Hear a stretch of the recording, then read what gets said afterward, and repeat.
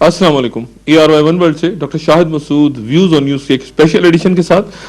چند روز پہلے چند دانشور شخصیات، چند مفکرین کے ساتھ ایک نشست ہوئی تھی جس میں ریاست کیا نظام ہونا چاہیے، سیاست کا، ہماری تاریخ کیا کہتی ہے، کیا سکھاتی ہے اور موجودہ حالات کس رخ پہ جا رہے ہیں. ایک پینل کے ساتھ آپ کی خدمت میں حاضر ہوا تھا اور بہت پذیرائی ہوئی تھی اس پوری نشست کی. آج ایک اور پینل میرے ساتھ موجود ہے، کچھ شخصیات وہی جو پہلے شریک تھیں اس پینل میں، اور چند بہت بڑے معتبر نام ہمارے دور، ہمارے عہد کے، وہ بھی آج کی اس گفتگو میں ہمیں جوائن کر رہے ہیں. میں ان سے آپ کا تعارف کراتا ہوں. سب سے پہلے ریٹائرڈ جسٹس جاوید اقبال صاحب، بہت بڑا نام پاکستان کا ہر حوالے سے، اور اپنی ایک ذاتی پہچان، اپنی ایک ذاتی تشخص کے علاوہ ہم میں سے بہت سے لوگ اس لیے بھی ان کی عزت کرتے ہیں کہ وہ علامہ اقبال کے فرزند ہیں. ان کے ساتھ تشریف رکھتے ہیں معروف مفکر، دانشور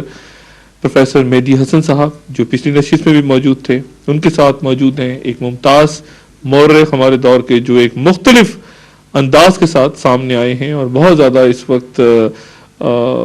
بحث اور تنقید کی زد میں بھی رہتے ہیں، ڈاکٹر مبارک علی صاحب، وہ موجود ہیں. اور ان کے ساتھ ہمارے دور، ہمارے عہد کے ایک بہت بڑے مفکر، بہت بڑے عالم ڈاکٹر اسرار احمد صاحب، کسی تعارف کے محتاج نہیں. آپ چاروں شخصیات کو خوش آمدید اور آپ کا بہت شکریہ کہ آپ تشریف لائے. گفتگو کا آغاز جو ہے وہ جسٹس صاحب آپ سے میں کرتا ہوں. چند روز پہلے ایک سیاستدان سے میں نے انٹرویو کیا تو ان کا کہنا یہ تھا کہ علامہ اقبال نے پاکستان کا کوئی خواب نہیں دیکھا، یہ محض ایک شوشہ ہے جو ہمارے ہاں تاریخ میں چھوڑا گیا کہ علامہ اقبال نے کبھی پاکستان کو خواب بھی دیکھا تھا. وہ تو 1938 میں 39 میں چلے گئے تھے دنیا سے، پاکستان تو بہت بعد میں. آپ کیسے دیکھتے ہیں اس بات کو؟ یہ بحث میں سمجھتا ہوں کہ اب اس کے کرنے کی گنجائش اس لیے نہیں ہے کیونکہ پاکستان بن چکا ہے. اور اس ضمن میں اگر آپ تاریخی نقطہ نگاہ سے دیکھیں تو کم از کم میری جو تحقیق ہے اس کے مطابق تو علامہ کی ابتدا ہی، یعنی جو فلسفے میں انہوں نے خاص طور پر جو تنقید کی ہے توحید وجودی پر، اور اس کی بجائے توحید اسلامی پر اصرار کیا ہے، اسی سے یہ ظاہر ہوتا ہے کہ ان کے ذہن میں یہ تاثر تھا کہ جو مسلمانوں کے زوال کا سبب ہے اس میں ایک وجہ ان کا توحید وجودی پر اعتقاد یا ایمان ہے. اور توحید اسلامی کو ہائی لائٹ کرنے کا سبب یہی تھا کہ کم از کم مسلمانوں کو ایک احساس اس بات کا دلایا جائے کہ ان کا جو نقطۂ نگاہ ہے وہ اس کی بنیاد وجودیت نہیں ہے بلکہ اس کی بنیاد اسلام ہے. اور اسی ضمن میں چونکہ ظاہر ہوتا ہے کہ وہ سر سید سے بہت متاثر تھے، اور سر سید سے اس لیے متاثر تھے کیونکہ سر سید پہلی شخصیت تھے جنہوں نے محسوس کیا کہ بر صغیر کے مسلمان جو ہیں وہ ایک علیحدہ قوم ہیں. اور یہ احساس اس لیے پیدا ہوا کہ جس وقت انگریزوں نے ویسٹ منسٹر ٹائپ کی جمہوریت کا انعقاد بر صغیر میں کرنا شروع کیا تو سر سید پہلے شخص تھے جن کو یہ محسوس ہوا کہ مسلمانوں کی پھر پوزیشن اقلیتی ہو جائے گی اور وہ ہمیشہ اکثریت کی ہیجمنی میں ان کو رہنا پڑے گا. اور سر سید ہی اس قسم کی سوچ رکھتے تھے کہ کیا یہ ممکن ہو سکتا ہے کہ اگر یہاں پر پارلیمنٹ بنے تو اس میں ہندو اور مسلمان اپنے نمائندے نصف نصف کی ریشو کے مطابق بھیج سکیں اسمبلیوں میں. تو یہ یقینی امر ہے کہ وہ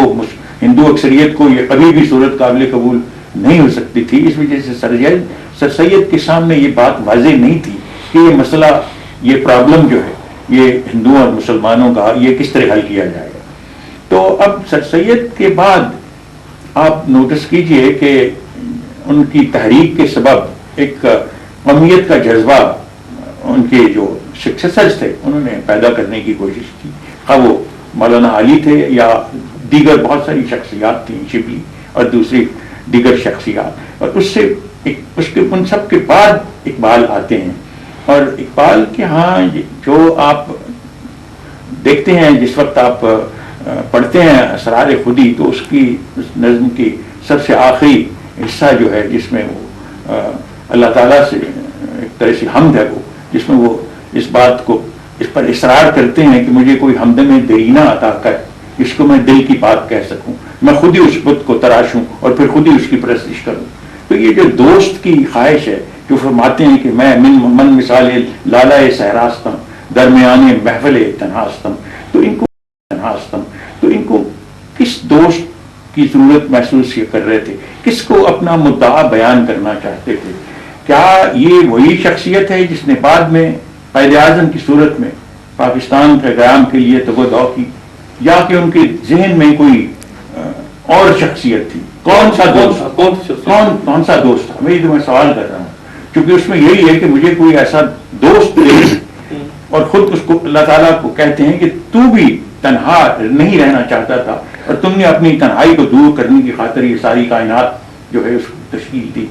تشکیل دیا یہ کائنات کو، اور میں بھی اسی طرح چاہتا ہوں کہ مجھے کوئی ہمدم دینہ ایسا عطا ہو جس کو میں اپنے دل کی بات کہہ سکوں۔ تو دل کی بات کیا تھی، کیا دل کی بات یہ بتانا چاہتے تھے؟ اس سے بیشتر ان کی تحریروں سے ثابت ہوتا ہے کہ وہ جب یورپ میں تھے، جس طرح انہوں نے یورپ میں ہی یہ بات ڈسکور کی کہ اسلام کے زوال کا سبب، تمدنی زوال کا سبب کیا ہے، تو انہوں نے 3 وہ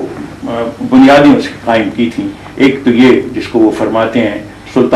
سلطانیت،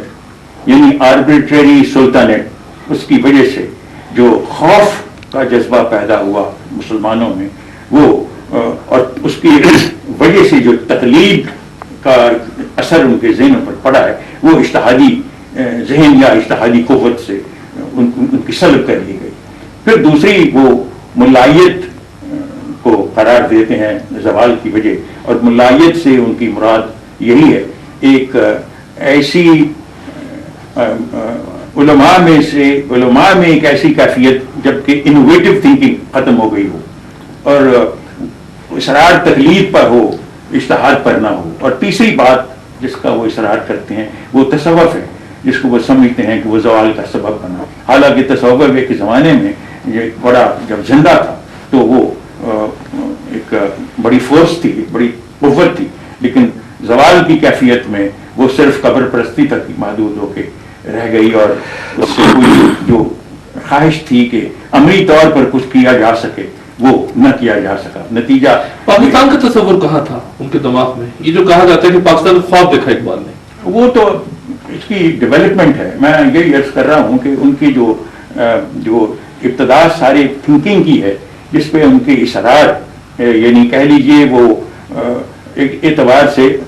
خدا سے لڑتے جھگڑتے ہیں، لیکن رسول اللہ اور ان کی امت کا انہیں زیادہ احساس اور زیادہ اس کا پاس ہے۔ تو اس سے ظاہر ہوتا ہے کہ بہت ساری جو ڈیولپمنٹ ہوئی ہے اس تھنکنگ میں، اس کی ایک شکل جا کے آخر میں یہ بنتی ہے کہ ان علاقوں میں جہاں پر مسلمانوں کی اکثریت ہے، یہ ایک طرح سے سرشریت کے اس سوال کا جواب تھا کہ اگر پیرٹی کا اصول ہندو اور مسلمان تسلیم نہ کریں گے جمہوریت میں، تو پھر کیا اور صورت ہو سکتی ہے جس سے یہ مسئلہ مسلمانوں کی قومیت کا حل کیا جا سکے؟ تو اس کا جواب کم از کم اقبال کی نگاہ میں جس طرح بعد میں ڈیولپمنٹ ہوئی یہی تھا کہ کیوں نہ یہ تصور کیا جائے کہ جہاں مسلمانوں کی اکثریت ہے انہیں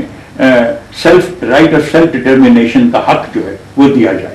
اور اسی بنیاد پر، اسی اصول کی بنیاد پر یہ پاکستان کا تصور جو ہے وہ ایوالو کیا۔ آپ کو شاید اس بات کا احساس ہو کہ تاریخ یہ ظاہر کرتی ہے کہ شروع میں اس نقطۂ نگاہ سے قائد اعظم بھی متاثر نہیں تھے۔ قائد اعظم آخر دم تک کوشش یہی کرتے رہے کہ ہندوؤں اور مسلمانوں کے درمیان یہ جو پاور شیئرنگ ہے اس کا مسئلہ جو ہے یہ حل ہو جائے، اور جب ان کو ڈسلوجمنٹ ہوئی تو پھر تو وہ سیاست ہی چھوڑ کے چلے گئے اور انگلستان میں سیٹل ہونے کا پروگرام بنا لیا۔ بعد میں ان کو پرسویٹ کیا گیا، اور ان میں سے پرسویٹ کرنے والوں سے ایک اقبال بھی تھے جنہوں نے انہیں کہا کہ آپ واپس آئیے اور کم از کم ہندوؤں کے ساتھ تسلیہ نہیں تو یہ اصول اپنائیے کہ جن علاقوں میں مسلمانوں کی اکثریت ہے وہ علیحدہ فیڈریشن اپنی بنا لیں، اور یہی